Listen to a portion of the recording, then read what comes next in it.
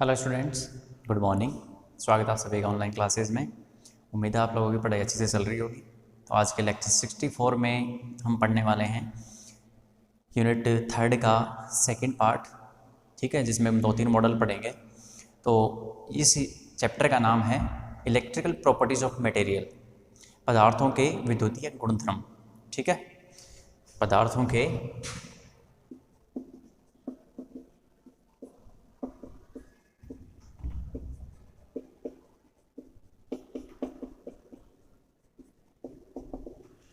पदार्थों के विद्युतीय गुणधर्म, यानी इलेक्ट्रिकल प्रॉपर्टीज ऑफ मटेरियल या फिर मैटर। तो इसमें हम सबसे पहले पढ़ेंगे इलेक्ट्रिकल कंडक्टिविटी के बारे में, क्योंकि जो पदार्थों की विद्युतीय गुणधर्म है, ऊष्मीय गुणधर्म अलग चीज़ होती है। थर्मल प्रॉपर्टीज़ वो हम पहले पढ़ चुके हैं। इलेक्ट्रिकल प्रॉपर्टीज़ की यदि हम बात करें तो विद्युत जो गुण आता है वो कहाँ से आता है? फ्री इलेक्ट्रॉन की वजह से आता है। फ्री इलेक्ट्रॉन थ्योरी यानी मुक्त इलेक्ट्रॉन सिद्धांत। ये जो फ्री इलेक्ट्रॉन थ्योरी है,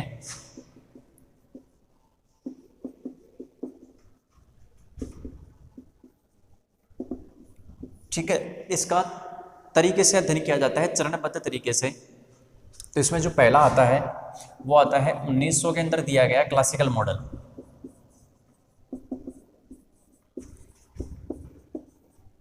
ठीक है, जो कि क्लासिकल मॉडल जो दिया गया है वो है ड्रूड और लॉरेंज के द्वारा। DRUDE, Drude and Lorentz. Lorentz का आप नाम जानते हैं पहले से ही। तो ड्रूड तथा लॉरेंज ने क्लासिकल थ्योरी दी है और उसके हिसाब से उन्होंने जो मॉडल प्रस्तुत किया 1900 के अंदर दिया, उसमें उन्होंने ये बताया कि जो धातु में मुक्त इलेक्ट्रॉन होते हैं, ठीक है, धातु में जो मुक्त इलेक्ट्रॉन होते हैं वो मैक्सवेल बोल्ट्जमान सांख्यिकी का पालन करते हैं। ठीक है, यानी मैक्सवेल बोल्ट्जमान सांख्यिकी के आधार पर जो उसमें कैलकुलेशन की जाएगी, जो कंसेप्ट माना जाएगा, उसके आधार पर जो पदार्थों के जो विद्युतीय गुण एक्सप्लेन किए जाएंगे वो आता है क्लासिकल मॉडल में या ड्रूड लॉरेंज सिद्धांत के अंदर। उसके बाद में सेकंड जो आता है 1928 में दिया गया है quantum theory. Quantum theory of free electron, यानी मुक्त इलेक्ट्रॉन का या धातुओं के मुक्त इलेक्ट्रॉन का क्वांटम सिद्धांत। ठीक है, तो वो मॉडल प्रस्तुत किया सोमरफील्ड ने। उसमें उन्होंने ये कहा कि धातु के जो मुक्त इलेक्ट्रॉन होते हैं वो फर्मी डिराक सांख्यिकी का पालन करते हैं, क्योंकि फर्मी डिराक सांख्यिकी किसके ऊपर आधारित है? क्वांटम मैकेनिक्स के ऊपर आधारित है। ठीक, उसके बाद में आता है 1928 में दिया गया क्षेत्र सिद्धांत, फील्ड थ्योरी, जो कि एफ ब्लॉक ने दी है। और उसने कहा कि मुक्त इलेक्ट्रॉन इस प्रकार से व्यवहार नहीं करते, ठीक है, इस प्रकार से फ्री घूमने के लिए अवेलेबल नहीं होते। वो किसी एक पीरियोडिक पोटेंशियल के अंदर गति करते हैं, लैटिस के अंदर पीरियोडिक पोटेंशियल में गति करते हैं, जो हम पहले से पढ़ चुके हैं। चालक में आवर्ती विभव के प्रभाव क्षेत्र में क्या करते हैं? गति करते हैं, और वहाँ पर इस प्रकार से उसकी थ्योरी बनती है। ठीक है, तो ये कुछ डिफरेंस है जो कि आपको लिखना नहीं है इस प्रकार से। 1928 और 1928 में दिया गया है ये Sommerfeld theory, quantum theory, and this is field theory जो कि एफ ब्लॉक ने प्रस्तुत की है। ये आपके नॉलेज के लिए। ठीक है, अब इसमें हमने को पढ़ना क्या होता है? इसमें जो मेनली पढ़ना होता है वो है एक तो विद्युत चालकता, इलेक्ट्रिकल कंडक्टिविटी। इलेक्ट्रिकल कंडक्टिविटी,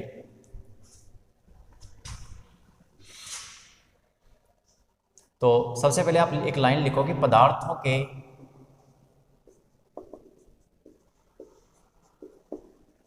विद्युतीय गुणों को समझने के लिए, पदार्थों के विद्युतीय गुणों को समझने के लिए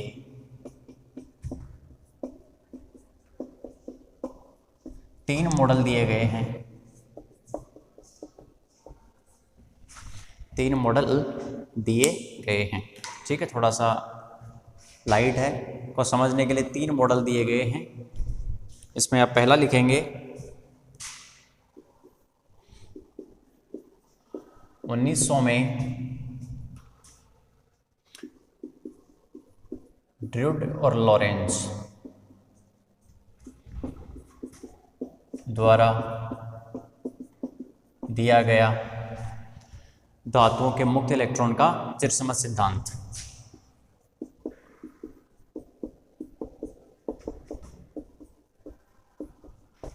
धातुओं के मुक्त इलेक्ट्रॉन का चिरसम्मत सिद्धांत।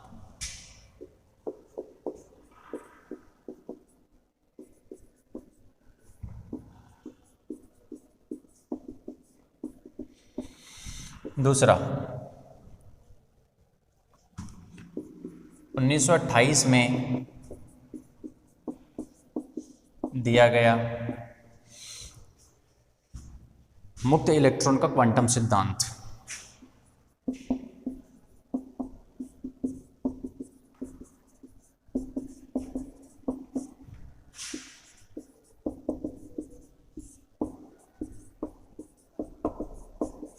धातुओं के मुक्त इलेक्ट्रॉन का दिया गया क्वांटम सिद्धांत है और ये 1928 में दिया गया था। तीसरा, ठीक है, और ऐसे ही 1928 में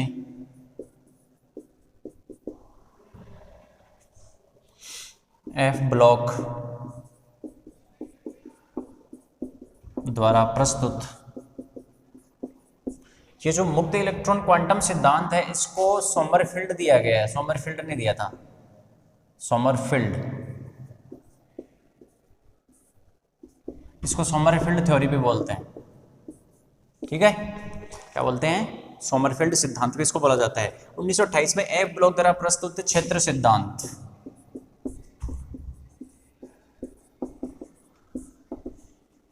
ठीक है, अब इनकी व्याख्या है जो मैंने आपको समझा दी।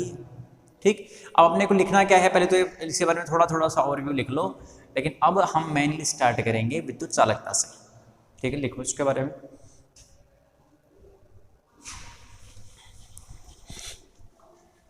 इलेक्ट्रिकल कंडक्टिविटी, क्योंकि जब कोई भी इलेक्ट्रॉन जब ट्रेवल करता है, गति करता है, तो वो कंडक्टिविटी जनरेट करता है, चालकता को जन्म देता है। विद्युत चालकता,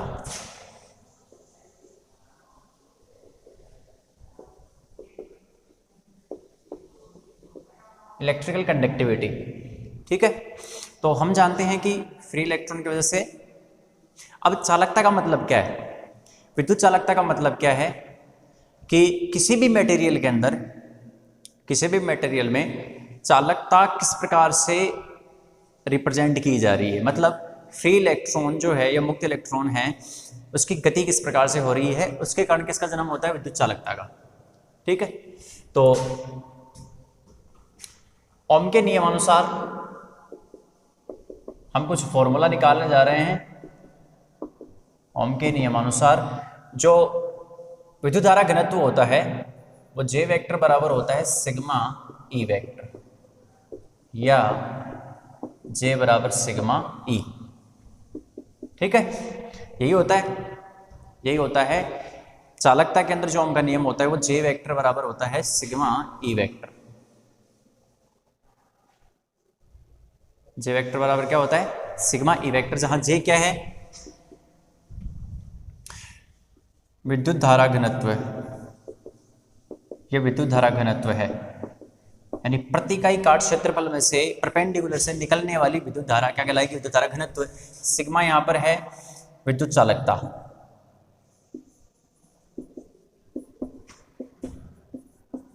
ये सिग्मा क्या कहलाता है? विद्युत चालकता कहलाता है। और ई यहां पर क्या है? इलेक्ट्रिक फील्ड, विद्युत क्षेत्र।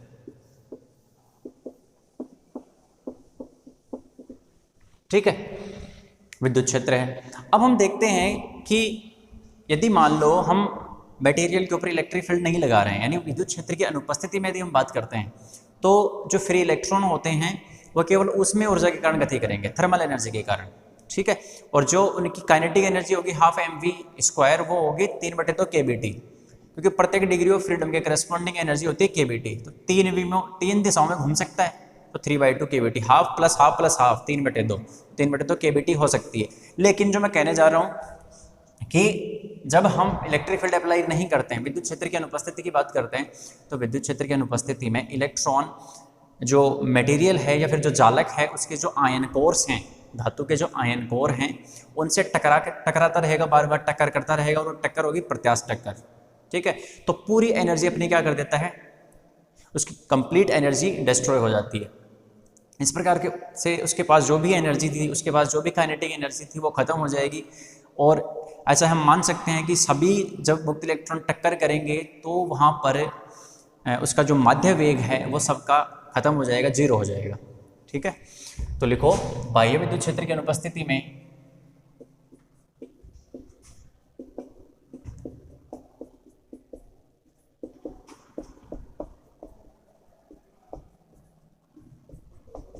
बाह्य विद्युत क्षेत्र की अनुपस्थिति में मुक्त इलेक्ट्रॉन धातु के धनात्मक आयन कोरों से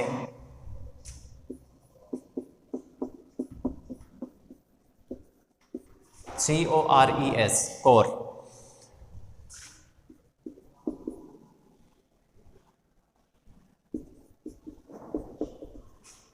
प्रत्यास्थ टक्कर करता है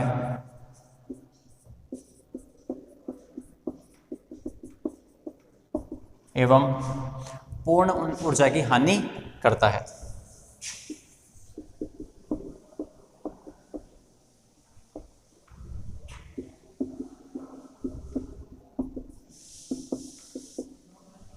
ठीक है, तो इसका जो माध्य वेग होगा, अतः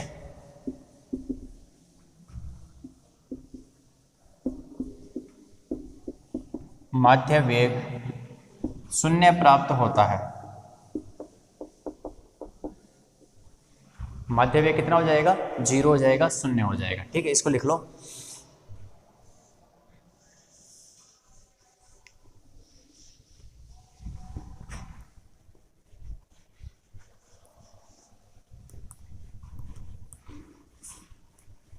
अब यदि मान लो कि हम इलेक्ट्रिक फील्ड लगा दें तो क्या होगा? इलेक्ट्रिक फील्ड लगाएंगे तो इलेक्ट्रिक फील्ड के प्रभाव में जो इलेक्ट्रॉन हैं वो इलेक्ट्रिक फील्ड के अपोजिट डायरेक्शन में एक्सेलरेट होंगे, त्वरित हो जाएंगे।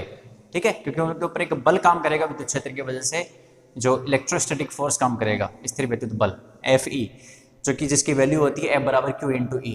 अब Q यहाँ पर क्या होता है? चार्ज पार्टिकल, तो इलेक्ट्रॉन चार्ज पार्टिकल है इसलिए उसके ऊपर लगेगा स्थिर विद्युत बल। वो उसको क्या करेगा? इलेक्ट्रिक फील्ड इलेक्ट्रॉन को खींचेगा, उसके ऊपर त्वरण लगाएगा। तो त्वरित गति होने की वजह से उनमें एक अपवाह वेग जनरेट होता है, एक ड्रिफ्ट वेलोसिटी जनरेट होती है। तो उसके आधार पर विद्युत क्षेत्र की उपस्थिति में हम लिख सकते हैं कि करंट डेंसिटी निम्न हो जाएगी। विद्युत क्षेत्र की उपस्थिति में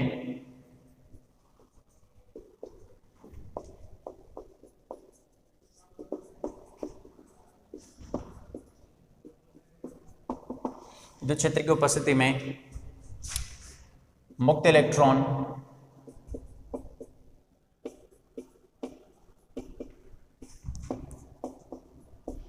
विद्युत क्षेत्र की विपरीत दिशा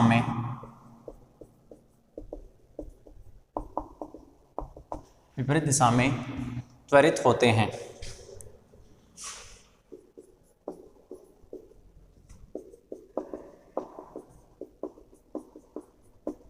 एवं इलेक्ट्रॉन का अपवाह वेग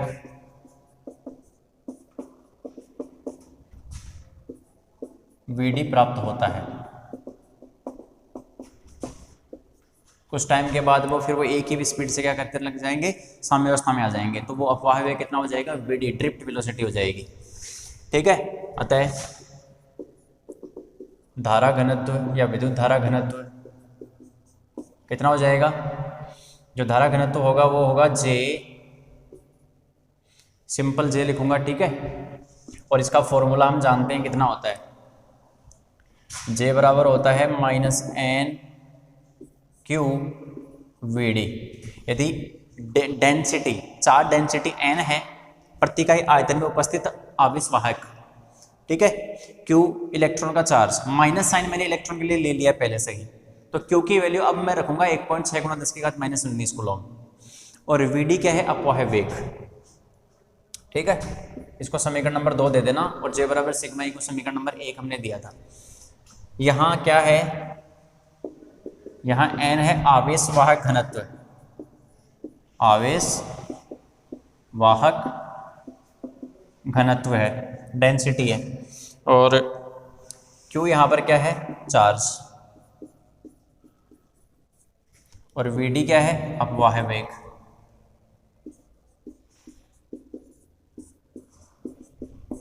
Vd क्या है यहाँ पर? अपवाह वेग है। तो देखो अब ये जो फॉर्मूला है, ठीक है, इसमें मुझे Vd का मान रखना है, चूंकि Vd समानुपाती होता है इलेक्ट्रिक फील्ड के। जितना आप इलेक्ट्रिक फील्ड अप्लाई करोगे उतनी ही ड्रिफ्ट वेलोसिटी होती है Vd, या जो Vd है वो बराबर होता है म्यू ई। ठीक है, यहां म्यू क्या है, ये जो म्यू है यहां पर कहलाती है मोबिलिटी, गतिशीलता।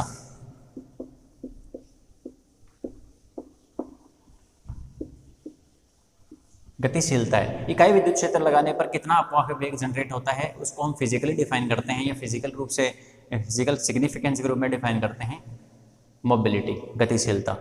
तो Vd का मान कहाँ रख देंगे, यहाँ रखने पर, समीकरण 2 में मान रखने पर।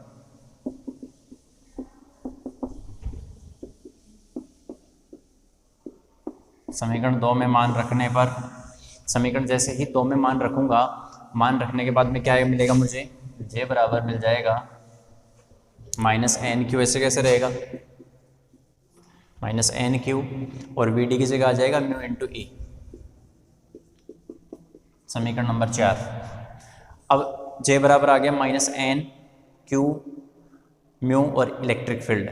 समीकरण 1 और 4 की तुलना करने पर ये जो n क्यू म्यू है, इसकी वैल्यू आ जाएगी सिग्मा के बराबर, इलेक्ट्रिकल कंडक्टिविटी के बराबर। लिखो इसको,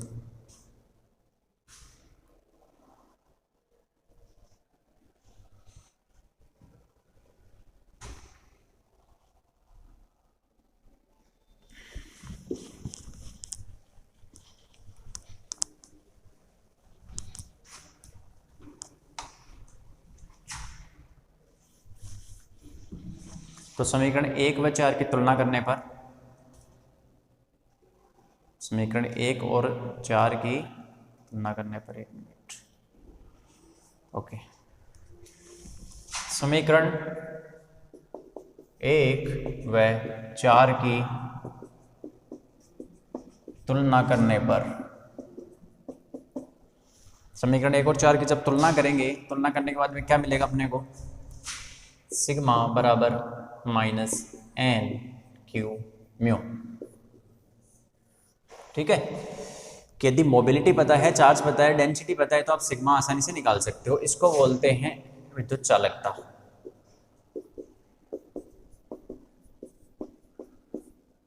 ठीक है, अब विद्युत चालकता धातुओं की विद्युत चालकता के आधार पर, यानी चालकता के आधार पर, यदि हम मटेरियल्स को डिवाइड करना चाहें कि मटेरियल कितने कितने टाइप के होते हैं, तो उसके आधार पर यहाँ पर अपन देखते हैं कि कुछ होंगे जो कंडक्टर्स होंगे। भाई यदि सिग्मा बराबर -n क्यू म्यू है, तो फिर रो कितना होगा, रो होता है 1 सिग्मा, प्रतिरोधकता, रेजिस्टिविटी बराबर होती है 1 कंडक्टिविटी। ये इलेक्ट्रिकल कंडक्टिविटी कहलाती है, दिस इज इलेक्ट्रिकल कंडक्टिविटी, विद्युत चालकता। और ये होती है सिग्मा बराबर 1 रो। तो रो की वैल्यू यहाँ से कितनी आएगी, 1/n क्यू म्यू, इसका जस्ट उल्टा हो जाएगा। ठीक है, कुछ नहीं करना, इसका जस्ट अपोजिट करके चलना है आपको। तो चालकता के आधार पर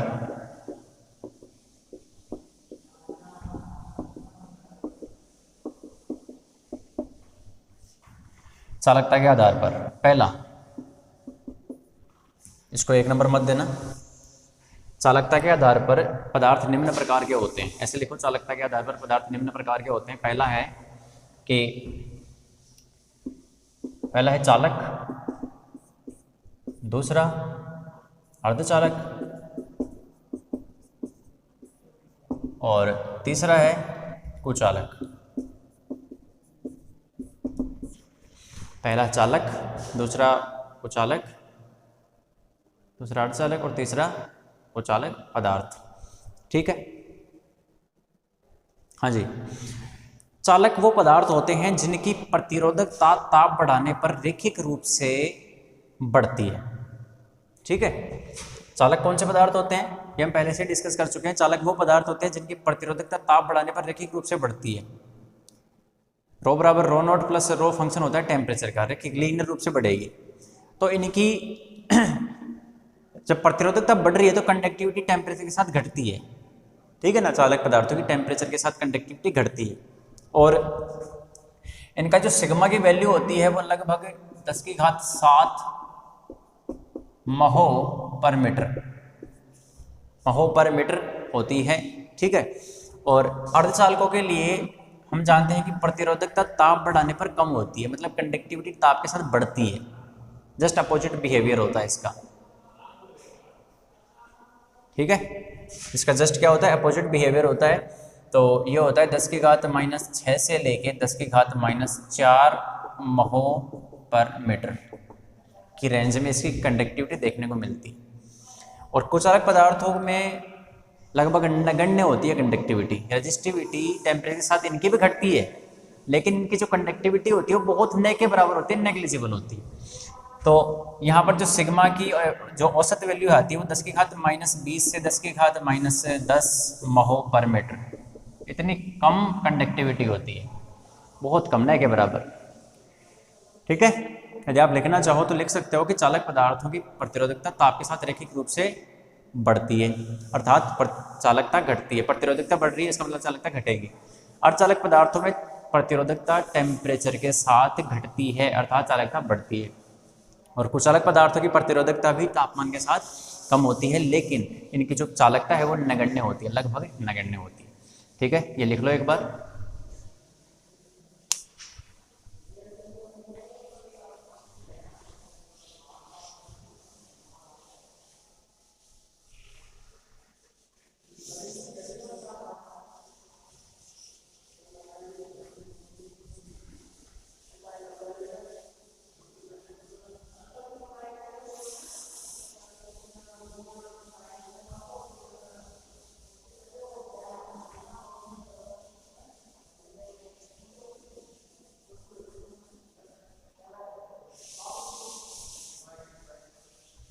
क्लियर? हाँ जी। अब आते हैं फर्स्ट मॉडल के ऊपर, क्लासिकल मॉडल, ड्रूड लॉरेंज सिद्धांत।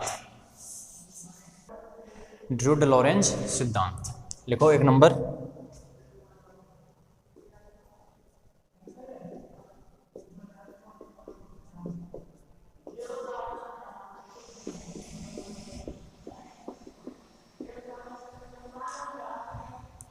ड्रूड लॉरेंज सिद्धांत क्या है, ड्रूड लॉरेंज थ्योरी क्या है? पहली बात कि ये 1900 में दिया गया था। ये चिरसमझ सांख्यिकी के ऊपर आधारित मॉडल है जो कि मैक्सवेल बोल्ट्जमान सांख्यिकी को पालन करता है। कि जैसे kinetic theory of free gases होती है, गैसों का जो गत्यात्मक सिद्धांत होता है जिसमें जो वेग का वितरण फलन होता है वो मैक्सवेल बोल्ट्जमान सांख्यिकी के अनुसार दिया जाता है, वैसे ही इसमें भी अजम्पशन लिया जाता है। इसमें क्या क्या अजम्पशन है, ये कुछ परिकल्पनाओं के ऊपर आधारित है। इसमें कुछ परिकल्पनाएं हैं जो निम्न प्रकार से हैं कि धातु में मुक्त इलेक्ट्रॉन, ठीक है, धातु में जो चालक इलेक्ट्रॉन हैं, चालन इलेक्ट्रॉन या फिर फ्री इलेक्ट्रॉन, मुक्त इलेक्ट्रॉन, एक ही बात होती है, ये दुर्बल बंधों के द्वारा बंधे हुए होते हैं। पहली जो परिकल्पना है वो ऐसी है कि दुर्बल बंध के द्वारा बंधे हुए रहते हैं, ठीक है। मतलब दुर्बल बंध का मतलब है कि इनकी जो पकड़ होती है नाभिक की वो फ्री, बाहर वाला जो इलेक्ट्रॉन है उसके ऊपर कम होती है, ठीक।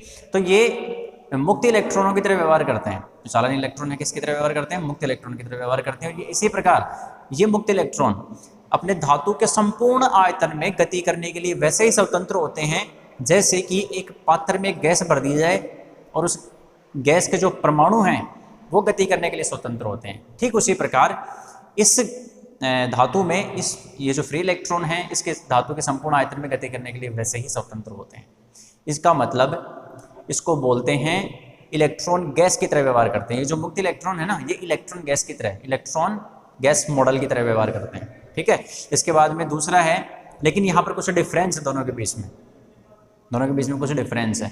पात्र में एक भरे हुए परमाणु, ठीक है, परमाणु गैस और इलेक्ट्रॉन गैस के बीच में डिफरेंस है। जो परमाणु गैस है उनमें अणुओं का घनत्व कम होता है, जबकि यहाँ पर ये जो इलेक्ट्रॉन गैस मॉडल है इसमें इलेक्ट्रॉन डेंसिटी बहुत ज़्यादा होती है। पहला तो डिफरेंस ये है। दूसरा ये है कि ये जो फ्री इलेक्ट्रॉन है, ये जो मुक्त इलेक्ट्रॉन है, ये जो इलेक्ट्रॉन गैस मॉडल है, यहाँ पर ये इलेक्ट्रॉन चार्ज होते हैं, चार्ज पार्टिकल होते हैं, आवेशित कण होते हैं, जबकि वहाँ पर परमाणु गैस में परमाणु उदासीन होते हैं, ठीक है। ये दो डिफरेंस है। इसके बाद में इसमें और भी कई सारे कंसेप्ट हैं, कई सारी परिकल्पनाएं हैं, ठीक है। कि जैसे कि मैंने बताया कि मैक्सवेल बोल्ट्जमान का फॉलो करते हैं। यदि हम इलेक्ट्रिक फील्ड नहीं लगा रहे हैं तो हम देखते हैं कि जो एवरेज है, जो RMS वेलोसिटी आएगी, रूट मीन स्क्वायर वेलोसिटी, वर्ग माध्यम मूल वेग, वो जीरो आता है, लेकिन वी स्क्वायर का एवरेज जीरो नहीं आता है। जबकि इलेक्ट्रिक फील्ड लगा देंगे तो फिर फिनोमेना कुछ अलग टाइप से होता है। इलेक्ट्रिक फील्ड लगाने पर क्या होता है, क्योंकि यदि इलेक्ट्रिक फील्ड नहीं है ना, तो उसमें ऊर्जा के कारण रैंडम एक दूसरे से टक्कर करेंगे, प्रत्यास्थ टक्कर, ऊर्जा हानि कर देंगे और वर्ग माध्यम मूल वेग जीरो बना देंगे। लेकिन यदि इलेक्ट्रिक फील्ड है तो ये जो मुक्त इलेक्ट्रॉन है धातु के आयन कोरों से टक्कर करेगा। ठीक है, क्यों? इलेक्ट्रिक फील्ड की प्रेजेंस में उसके ऊपर एक बल लग रहा है, वो त्वरण है उसके अंदर। ठीक है, तो विद्युत क्षेत्र की विपरीत दिशा में त्वरित होगा, वो चलेगा, लेकिन उसके रास्ते में मान लो कि एक आयन कोर आ गया, उससे टकरा जाएगा, तो जो एनर्जी उसने इलेक्ट्रिक फील्ड से ली थी ना, और वो उस टक्कर में खो जाएगा।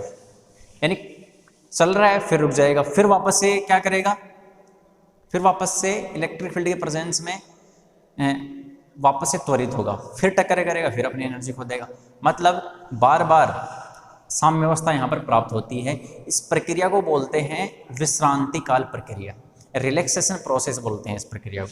ठीक है, तो हम देखेंगे कि एक तो इलेक्ट्रिक फील्ड जो अपवाह वेग में परिवर्तन हो रहा है ना, dV/dt, एक तो इलेक्ट्रिक फील्ड की वजह से हो रहा है और दूसरा हो रहा है टक्कर की वजह से। ठीक, तो दोनों को कंसिडर करके चलेंगे और कुछ लास्ट में डेरिवेशन लेके आएंगे। लिखो 1900 में ड्रूड और लॉरेंज ने धातुओं के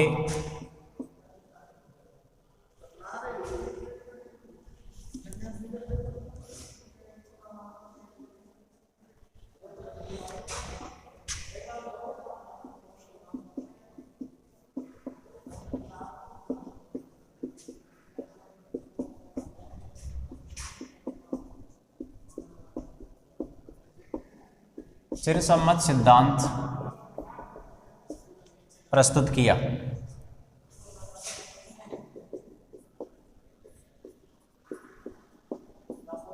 ठीक है, चिरसम्मत सिद्धांत प्रस्तुत किया।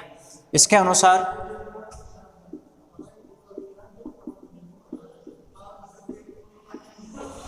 अनुसार जो धातु में स्थित मुक्त इलेक्ट्रॉन, धातु में स्थित मुक्त इलेक्ट्रॉन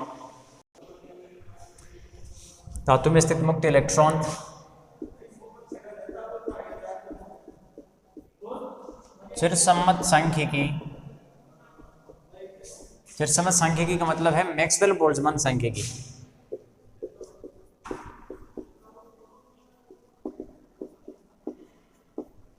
चिरसम्मत सांख्यिकी का पालन करते हैं।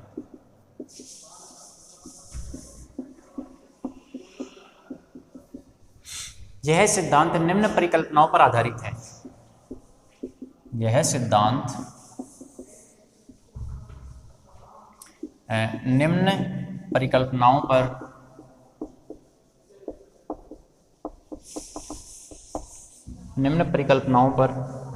आधारित है।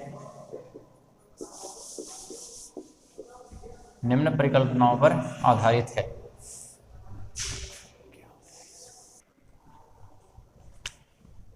यह सिद्धांत निम्न परिकल्पना पर आधारित है। पहला, कि धातु में जो मुक्त इलेक्ट्रॉन है,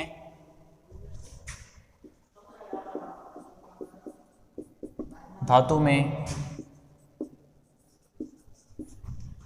इलेक्ट्रॉन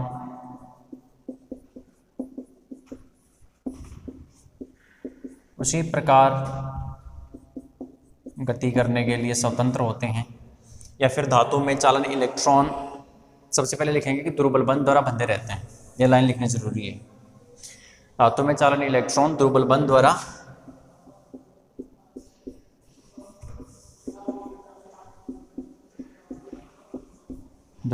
द्वारा बंधे रहते हैं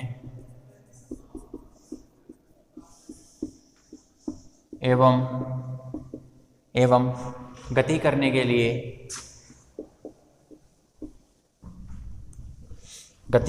लिए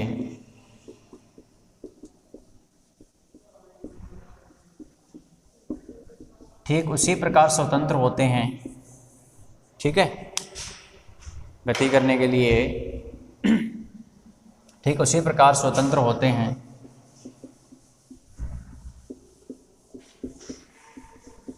जैसे किसी पात्र में भरी गैस के परमाणु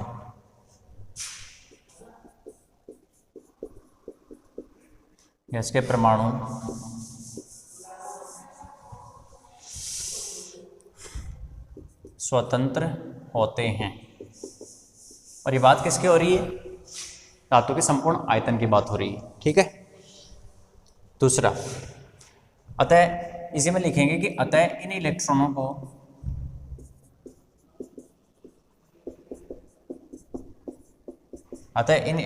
को मुक्त इलेक्ट्रॉन या फिर इलेक्ट्रॉन गैस की संज्ञा दी जाती है।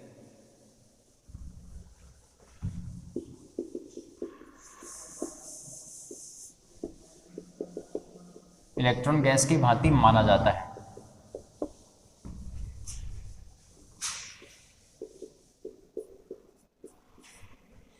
इलेक्ट्रॉन गैस की भांति माना जाता है। ठीक है, लिख लो इसको।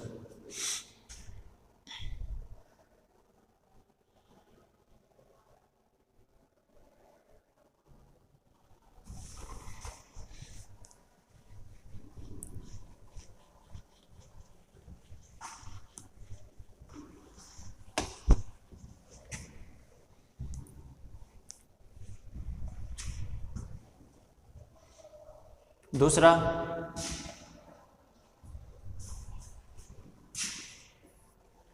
जो इसका पोस्टुलेट है या जो परिकल्पना है, अजम्पशन है, वो ये है कि इलेक्ट्रॉन गैस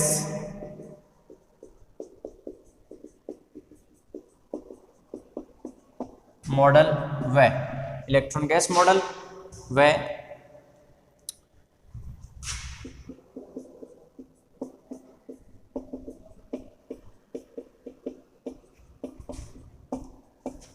गैस परमाणु मॉडल, एक इलेक्ट्रॉन गैस मॉडल है, दूसरा है गैस परमाणु मॉडल जिसमें किसी पात्र में भरे हुए परमाणुओं का व्यवहार होता है, गैस के परमाणुओं का व्यवहार में निम्न असमानता होती है।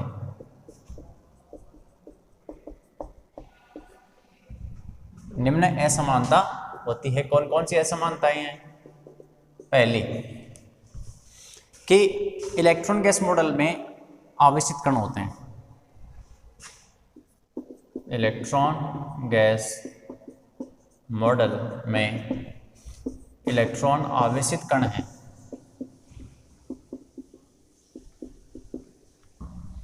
इलेक्ट्रॉन गैस मॉडल में इलेक्ट्रॉन आवेशित कण हैं, जबकि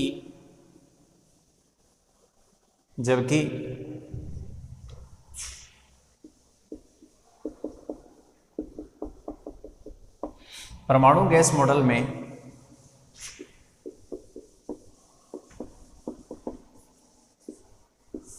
कण उदासीन है।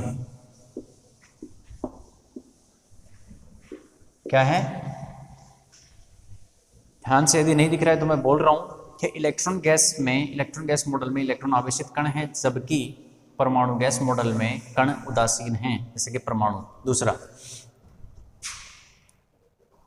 इलेक्ट्रॉन गैस मॉडल में इलेक्ट्रॉन संख्या घनत्व अधिक रहता है। जो इलेक्ट्रॉन संख्या घनत्व है वो अधिक रहता है किसमें? इलेक्ट्रॉन गैस मॉडल में।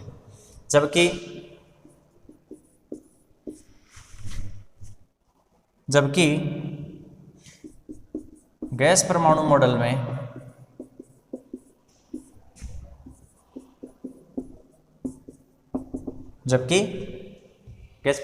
या परमाणु गैस मॉडल में कण संख्या घनत्व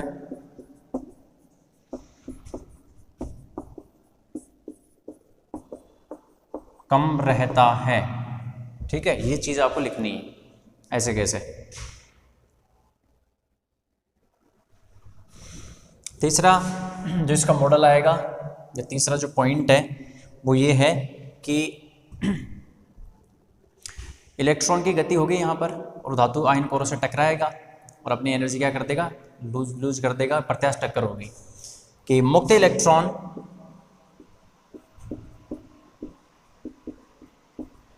धातु में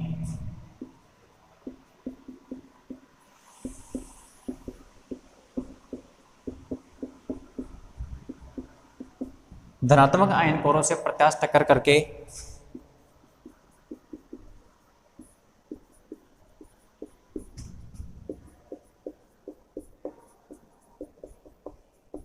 प्रत्यास्थ टक्कर करता है एवं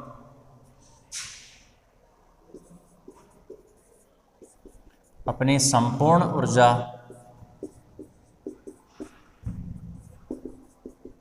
की हानि करता है। ठीक है, ये लिख लो।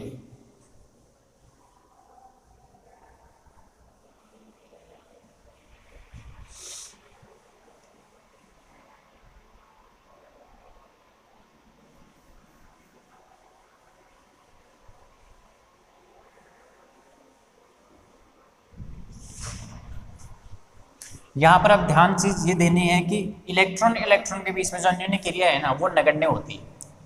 इलेक्ट्रॉन इलेक्ट्रॉन के बीच में अन्योन्य क्रिया नगण्य होगी। तो चौथा पॉइंट लिख लो कि इलेक्ट्रॉन इलेक्ट्रॉन के बीच में अन्योन्य क्रिया नगण्य होती है। इलेक्ट्रॉन इलेक्ट्रॉन के बीच में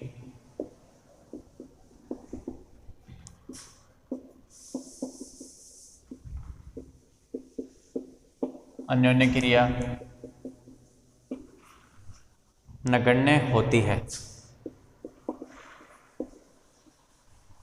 इलेक्ट्रॉन और इलेक्ट्रॉन के बीच में जो अन्योन्य क्रिया होगी वो कैसी होती है, नगण्य होती है।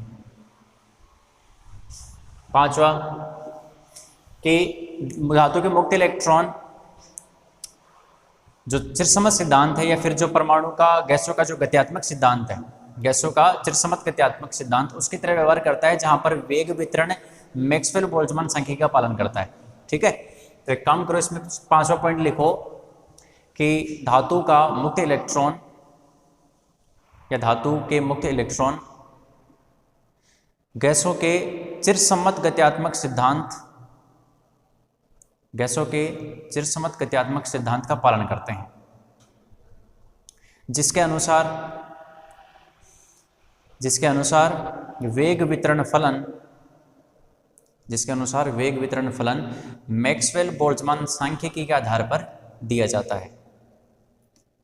जिसके अनुसार वेग वितरण फलन मैक्सवेल बोल्ट्जमान सांख्यिकी के आधार पर दिया जाता है। अब अगला पॉइंट लिखना, छठा पॉइंट। ठीक है, और वो क्या लिखोगे कि विद्युत क्षेत्र यदि अनुपस्थित है, विद्युत क्षेत्र की अनुपस्थिति में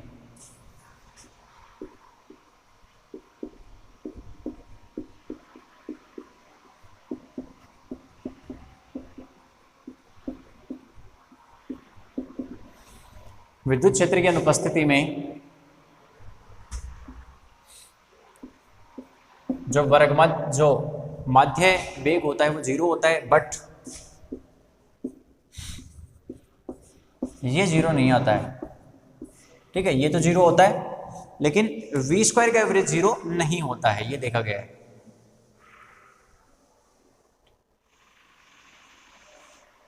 ठीक है, जो v² का एवरेज 0 नहीं होता है। लेकिन सातवां पॉइंट, यदि हम इलेक्ट्रिक फील्ड लगा दें विद्युत क्षेत्र की उपस्थिति में, तो इसमें लिखो, जैसे मैं लिखवा रहा हूं तुम्हें, परंतु विद्युत क्षेत्र की उपस्थिति में धातु का मुक्त इलेक्ट्रॉन या धातु में स्थित मुक्त इलेक्ट्रॉन विद्युत क्षेत्र की विपरीत दिशा में त्वरित होता है। मुक्त इलेक्ट्रॉन विद्युत क्षेत्र की विपरीत दिशा में त्वरित होता है। यह त्वरित इलेक्ट्रॉन, आगे लिखना, यह त्वरित इलेक्ट्रॉन धातु के धनात्मक कोर से प्रत्यास्थ टक्कर करता है तथा जो ऊर्जा उसने विद्युत क्षेत्र लगाने पर प्राप्त की थी वह हानि करता है या उसकी हानि करता है। ठीक है, आगे लिखना, इस प्रकार विभिन्न टक्करों के द्वारा साम्यावस्था प्राप्त करके पुनः साम्यावस्था प्राप्त करता है। इसका मतलब समझना क्या है कि एक बार टक्कर करेगा फिर अपनी एनर्जी खो देगा। ठीक है, तो सारे इलेक्ट्रॉन ऐसे एक बार इक्विलिब्रियम में आ जाएंगे, फिर से वापस से क्या करेंगे, एक्सेलरेट होंगे, और फिर से वापस क्या होंगे, फिर से अपनी एनर्जी लूज कर देंगे। ठीक है, तो ये प्रक्रिया क्या है कि एक बार साम्यावस्था आने के बाद में फिर पुनः साम्यावस्था प्राप्त करना, इस प्रक्रिया को कहते हैं विश्रांति प्रक्रिया। तो आगे लिखना इसमें, यह है प्रक्रिया विश्रांति प्रक्रिया कहलाती है, रिलैक्सेशन प्रोसेस। यह प्रक्रिया विश्रांति प्रक्रिया कहलाती है, यानी स्थायी अवस्था में क्या होना चाहिए, तो इसमें लिखो, आगे लिखो, अतः स्थायी अवस्था में अपवाह वेग शून्य होगा। भाई स्थायी अवस्था का मतलब तो यही है ना कि स्थायी अवस्था होने का मतलब है कि अपवाह वेग 0 हो गया। ठीक है, तो वो वाली कंडीशन में बाद में हम अप्लाई करेंगे, लेकिन अब देखिए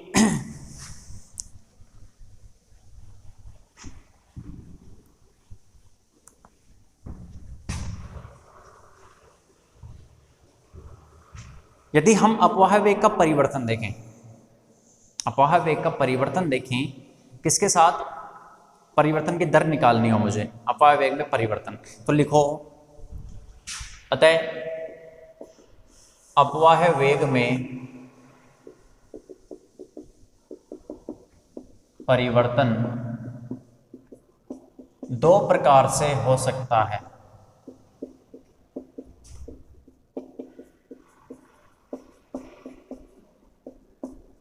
कितने प्रकार से हो सकता है, 2 प्रकार से अपवाह वेग में परिवर्तन हो सकता है। और वो 2 प्रकार कौन कौन से हैं। पहला प्रकार कि अपवाह वेग में बाह्य विद्युत क्षेत्र के कारण, बाह्य विद्युत क्षेत्र लगाया हमने, उसके कारण अपवाह वेग में कितना परिवर्तन है, क्योंकि इलेक्ट्रॉन क्या करेगा, एक्सेलरेट होगा किसकी तरफ, विद्युत क्षेत्र की विपरीत दिशा में।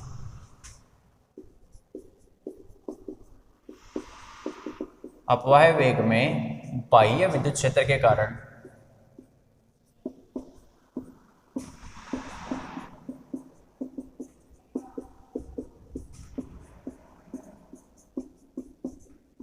परिवर्तन, अपवाह वेग में बाह्य विद्युत क्षेत्र के कारण परिवर्तन, और दूसरा जो टक्कर हो रही है, ठीक है, जो टक्कर हो रही है उस टक्कर के कारण अपवाह वेग में परिवर्तन।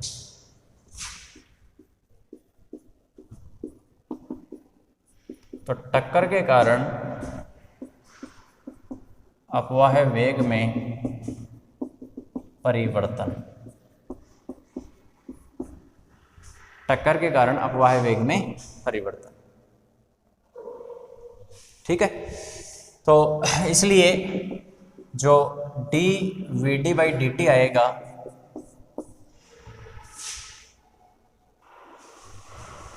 जो अपवाह वेग में परिवर्तन आएगा dVd/dt, वो बराबर आएगा dVd/dt, एक तो आएगा विद्युत क्षेत्र के कारण और एक आएगा dVd/dt टक्कर के कारण। ठीक है, दोनों चीजें यहां पर क्या होंगी, सम्मिलित होंगी, एक विद्युत क्षेत्र के कारण और दूसरा टक्कर के कारण। ठीक है, तो अब यहां पर अपन देखते हैं कि विद्युत क्षेत्र के कारण कितना होगा और टक्कर के कारण कितना होगा। समीकरण नंबर आप इसको देके चलना 1 नंबर, चूंकि dVd/dt जो विद्युत क्षेत्र है वो बराबर होगा वेग में परिवर्तन की दर का मतलब है एक्सेलरेशन। एक्सेलरेशन होता है फोर्स बटे मास, तो फोर्स कितना है -QEx। मान लो कि इलेक्ट्रिक फील्ड है x डायरेक्शन के अंदर, मान लो इलेक्ट्रिक फील्ड कौन सी डायरेक्शन में है x, तो ये तो फोर्स हो गया बटे m। ठीक है, ये तो हो गया विद्युत क्षेत्र के कारण। और ऐसे ही टक्कर के कारण कितना होगा? टक्कर के कारण होगा जो परिवर्तन की दर आएगी ना, जो टक्कर के कारण परिवर्तन की जो दर आएगी, भाई एक टक्कर है उसमें अपवाह वेग में कितना परिवर्तन है, तो अपवाह वेग जितना ज्यादा होगा वो उतनी जल्दी टक्कर करेगा अपवाह वेग में उतना ही जल्दी परिवर्तन होगा, ठीक है। लेकिन अपवाह वेग बढ़ेगा या कम होगा? जब टक्कर होगी तो बढ़ेगा या कम होगा? कम होगा। तो परिवर्तन की दर ऋणात्मक आएगी ना, तो इसलिए क्या आएगा? समानुपाती तो होगा वीडी के, समानुपाती तो वीडी के होगा, लेकिन ये घटेगा। घटने की वजह से जब समानुपाती नहीं आता है घटाऊंगा तो यहाँ पर लिखूंगा माइनस अल्फा वीडी, ठीक है। तो इसके नीचे लिखो या d v d by d t टक्कर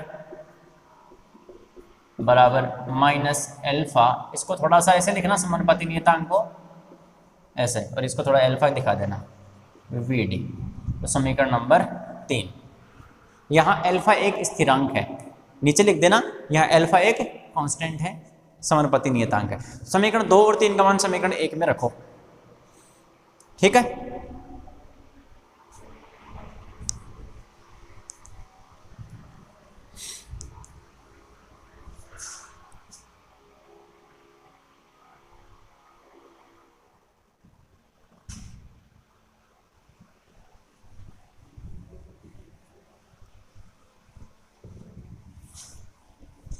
लेकिन समीकरण 2 और 3 का मान समीकरण 1 में रखने से पहले समीकरण 3 को हम सॉल्व करेंगे थोड़ा सा।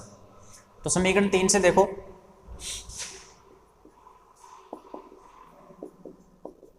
और समीकरण 3 क्या है? समीकरण 3 है d v d by d t बराबर माइनस अल्फा वी डी, यही है माइनस अल्फा वी डी। तो एक काम करते हैं कि वी डी को नीचे लेके आता हूँ, डी टी को ऊपर लेके जाता हूँ।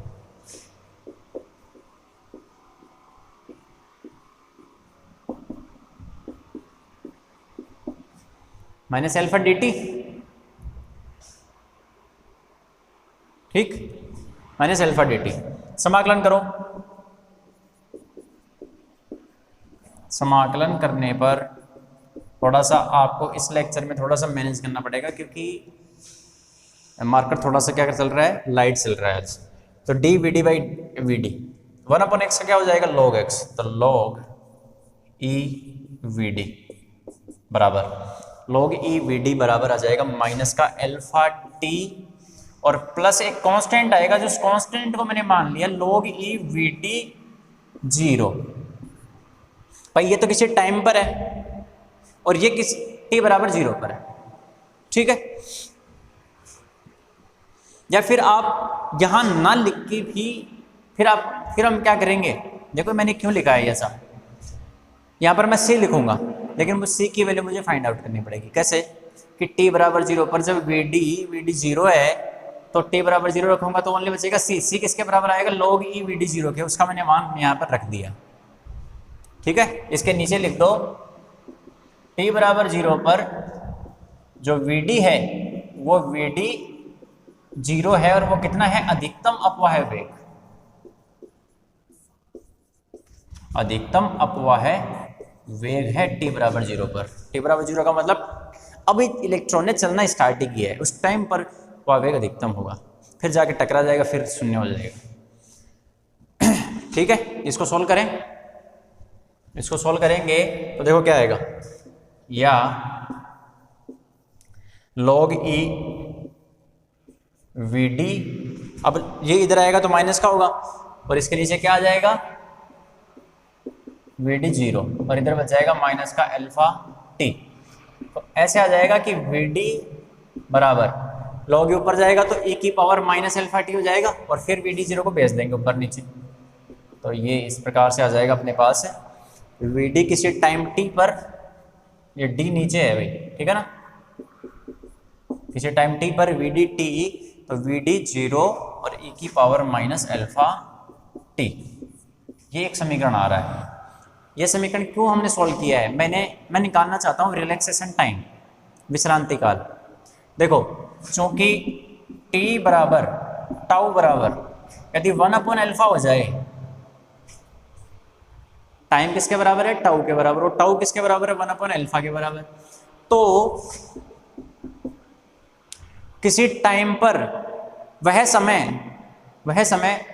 देखो वी डी टाउ की वैल्यू कितनी आने वाली है, ध्यान से देखना वी डी 0/e,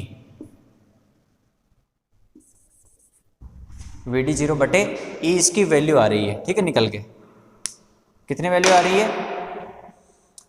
जब मैंने t बराबर 1/अल्फा पुट किया तो किसी समय टाउ पर उसकी वैल्यू प्रारंभिक मान की 1/e आ गई। प्रारंभिक मान का 1/e कह सकते हैं, या फिर ऐसे कह सकते हैं कि इनिशियल जो वैल्यू है उसका 36.7%, ठीक है, 0.36%। तो वह समय जिस पर अपवाह वेग घटकर प्रारंभिक मान का 1/e रह जाए वह कहलाएगा विश्रांति काल। लेकिन पहले इसको लिख लो।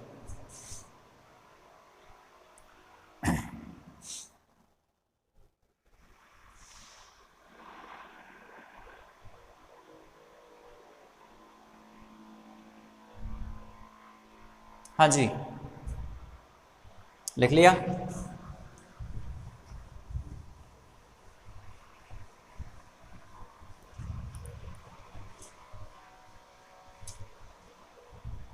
तो इसमें क्या लिखोगे, वह समय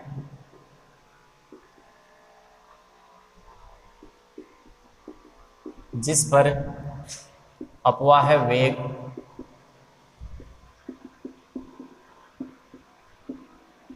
घटकर प्रारंभिक मान का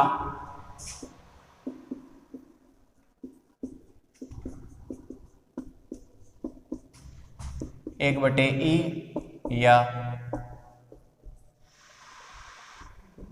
0.368 रह जाए वह विश्रांति काल कहलाता है।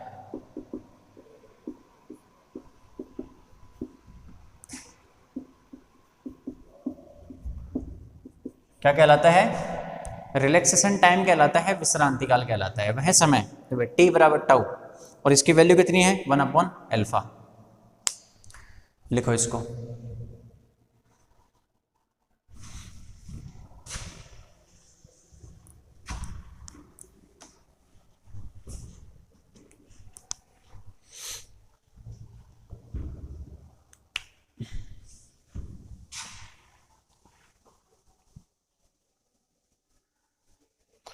अब देखिए समीकरण 1 से, समीकरण 1 से dvd/dt कितना आया था मेरे पास, -q(ex/m) और -अल्फा vd, ये बराबर आ जाएगा मेरे पास। अल्फा की वैल्यू क्या है, टाउ बराबर है 1/अल्फा, तो अल्फा कितना होगा 1/टाउ -q(ex/m)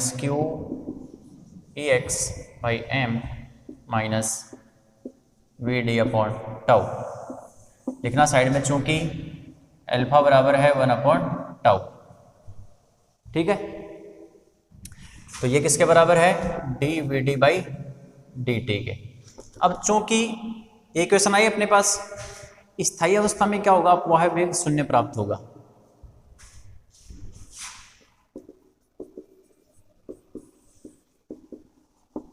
यदि 0 भी न हो तो स्थायी अवस्था ऐसी होगी कि उसमें vd कांस्टेंट होगा। उसमें vd क्या होगा, कांस्टेंट होगा। भाई संतुलन की अवस्था, इक्विलिब्रियम की कंडीशन या साम्यावस्था की अवस्था यही होती है कि अपवाह वेग नियत हो जाएगा।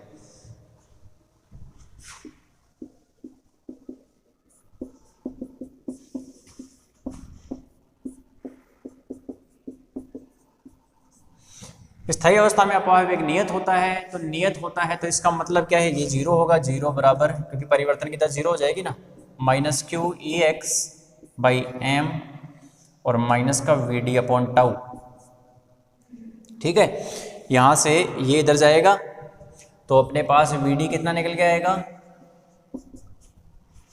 ये टाउ पर चला जाएगा उसके साथ, माइनस का q(ex/टाउ/m),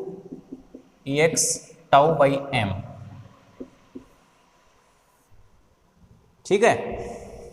समीकरण इसको 4 है तो 5 दे देना, 3 है तो 4 दे देना, ठीक है, तुम्हारे हिसाब से। हाँ जी, तो ये समीकरण आ गया अपने पास,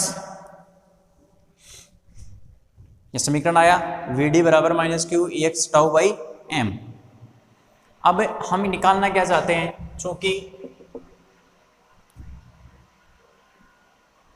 मेरे पास होता है, चूंकि वी डी बराबर होता है म्यू इंटू इलेक्ट्रिक फील्ड, यही होता है तुलना करने पर। जैसे ही मैं इस समीकरण की और इस समीकरण की तुलना करूंगा इलेक्ट्रिक फील्ड को छोड़कर, minus q tau by m किसके बराबर है, म्यू के बराबर।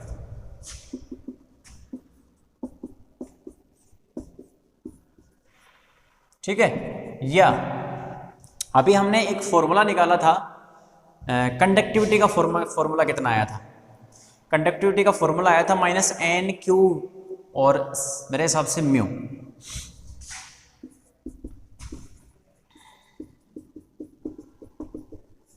सिग्मा कंडक्टिविटी बराबर होता है माइनस एन क्यू और म्यू। तो यहाँ पर म्यू की वैल्यू डालेंगे तो यहाँ से आ जाएगा n q square tau by m, n q square tau by m किसकी वैल्यू, सिग्मा की, और वहाँ से हम निकाल लेंगे रेजिस्टिविटी रो, और फिर मैच करवाएंगे उसको प्रायोगिक मानों से, एक्सपेरिमेंटल वैल्यूज से। फिर देखते हैं कि इस सिद्धांत में क्या क्या कमियाँ रह गई, क्या इसके बेनिफिट हैं, वगैरह वगैरह चीज़ें। लिखो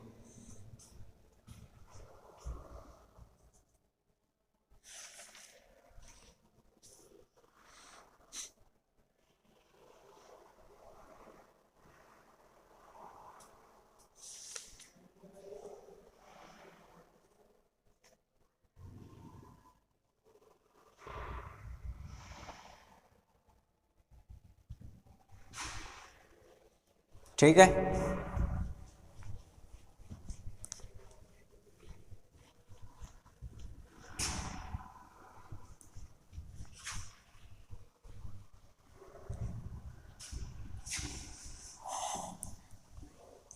अतः देखो, अतः सिग्मा बराबर n q square tau by m, या प्रतिरोधकता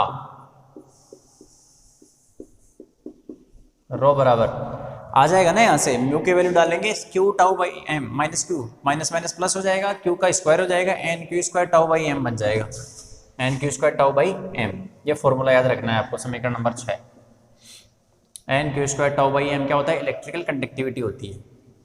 रो इसका क्या हो जाएगा, 1 अपॉन सिग्मा, तो यहाँ से आ जाएगा m upon n q square tau, m upon small n q square tau. ठीक है जी। तो अब देखिए कि प्रतिरोधकता की ताप पर निर्भरता, एक छोटा सा टॉपिक है इसके अंदर, प्रतिरोधकता की ताप पर निर्भरता।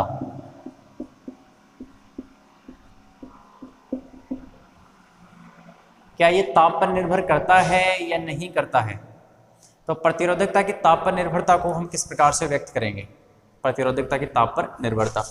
देखिए, बाह्य विद्युत क्षेत्र यदि हम लगाते हैं तो बाह्य विद्युत क्षेत्र की उपस्थिति में जो मुक्त इलेक्ट्रॉन के पास गतिज ऊर्जा होगी half M we bar square, क्योंकि वहाँ पर जो वी बार है वो माध्य वेग लिया जाएगा।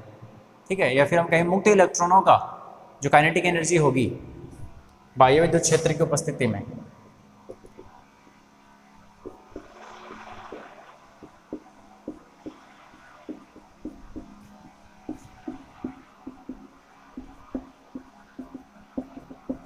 तो बाह्य विद्युत क्षेत्र की उपस्थिति में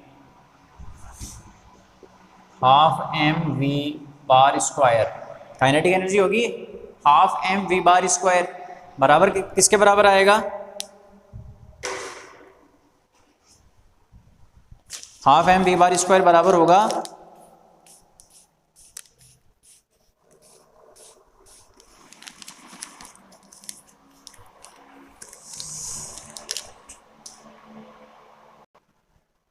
हाँ।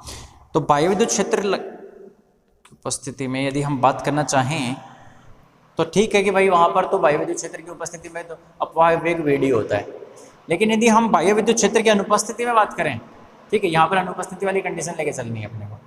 ठीक है, थोड़ा सा इसको सही से लिखना कि बाह्य विद्युत क्षेत्र की अनुपस्थिति में जो भी इलेक्ट्रॉन गति कर रहे हैं वो केवल कर रहे हैं उसके कारण उसमें ऊर्जा के कारण। ठीक है भाई, इलेक्ट्रॉन के पास जो काइनेटिक एनर्जी आएगी ना, इलेक्ट्रॉन के पास जो काइनेटिक एनर्जी आएगी वो किसकी वजह से आएगी?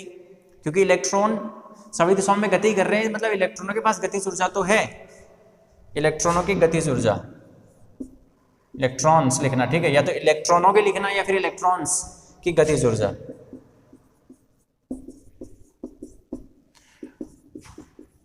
उसमें ऊर्जा के कारण आती है।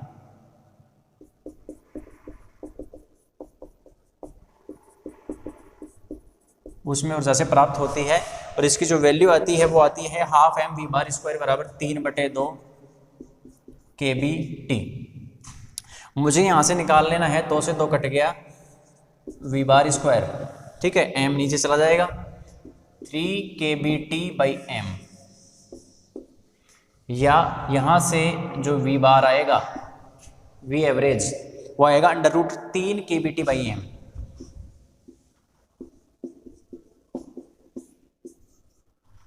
ठीक है,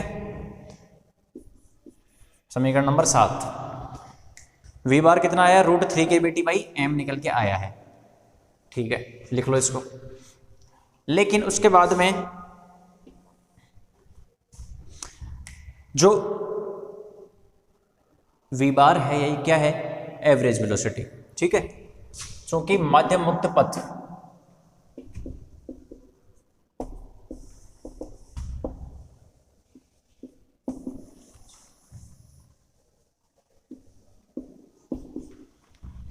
जो लैम्डा होता है वो होता है वी बार इंटू टाउ। कि ऐसा क्यों होता है? लैम्डा बराबर वी बार इंटू टाउ क्यों होता है? मध्य मुक्त पथ का मतलब होता है वह कम से कम दूरी, एक टक्कर की और एक टक्कर करने के बाद में जो अगली टक्कर करेगा, ठीक है, और फिर उसके बाद में जो अगली टक्कर करेगा, इनके बीच में जो औसत दूरी, एक दो क्रमागत टक्करों के बीच में जो टाइम, जो डिस्टेंस वो कवर कर रहा है इलेक्ट्रॉन, 2 क्रमागत टक्करें हो रही हैं, उनके बीच में जो एवरेज डिस्टेंस वो कवर कर रहा है उसको बोलते हैं मध्य मुक्त पथ, mean free path, mean free path बोलते हैं इसको। ये होता है लैम्डा। तो दूरी बराबर क्या होता है? वेग गुणा समय। तो यहाँ से लैम्डा की वैल्यू अपने पास कितनी आ जाएगी? यहाँ से वी बार की वैल्यू इसमें डाल दो, ठीक है, और मुझे रिक्वायरमेंट किसकी पड़ने वाली है? टाउ की। सॉरी, इसमें देखो, इसमें टाउ की रिक्वायरमेंट पड़ने वाली है। तो यहाँ से टाउ का जो वैल्यू है वो टाउ की वैल्यू कितनी आ गई? विश्रांति काल की, sorry, tau is equal to lambda upon V bar, और ये आ जाएगा लैम्डा, वी बार की जगह क्या है? ये चेंज हो जाएगा, m अपॉन 3 kBt। kB यहाँ पर क्या है? बोल्ट्जमान कांस्टेंट है। अब इस टाउ की वैल्यू समीकरण, इसको दे देना 7 और इसको देने, एक काम करना 8 देना समीकरण नंबर, समीकरण 7 में मान रखने पर।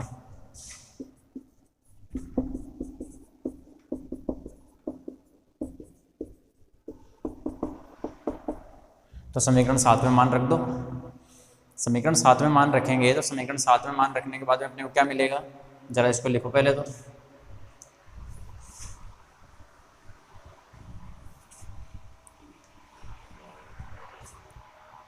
समीकरण 7 में मान रखेंगे तो रो बराबर आ जाएगा अपने पास m upon n²। Tau, tau की डिपेंडेंसी कैसी है? लैम्डा, लैम्डा नीचे रहेगा और √3 kBt/m। ठीक है, या हम ऐसे कह सकते हैं कि रो जो है वो है √t के ऊपर डिपेंड कर रहा है। रो समानुपाती है √t। भाई डिपेंडेंसी कैसी आ रही है कि जो रो समानुपाती है, जो प्रतिरोधकता है वो है √t के समानुपाती, लेकिन जो प्रायोगिक मान अपने पास आते हैं ना वो रैखिक रूप से होता है। Rho directly proportional to T, √t नहीं, डायरेक्टली प्रोपोर्शनल टू टी। ठीक है, कि प्रतिरोधकता ताप बढ़ाने पर बढ़ती है, रैखिक रूप से बढ़ती है। लेकिन यहाँ पर कैसी डिपेंडेंसी है? t⁴ 1/2। मतलब ये किसकी कमी है? ड्रूड लॉरेंज मॉडल की कमी है। ठीक है, तो ये चीज़ कुछ बातें हैं, ये हम इसकी जो कमियां हैं ये नेक्स्ट लेक्चर में डिस्कस करेंगे। और उसके बाद में जिसमें बचा हुआ पार्ट है एक विडमान फ्रेंच लॉ, उसमें चालकता और विद्युत चालकता का अनुपात नियत होता है वो प्रूफ करना है। ठीक है, तो ये कुछ बातें हैं ये नेक्स्ट लेक्चर में करेंगे। ठीक है, तो थोड़ा कम दिखे तो थोड़ा सा आज मैनेज करना, कई जगह मैंने बोल के भी लिखवाया है। ठीक है, अगले लेक्चर में कोशिश करेंगे इस प्रॉब्लम को ठीक किया जाए। ओके, आज के लिए इतना ही। Thank you very much.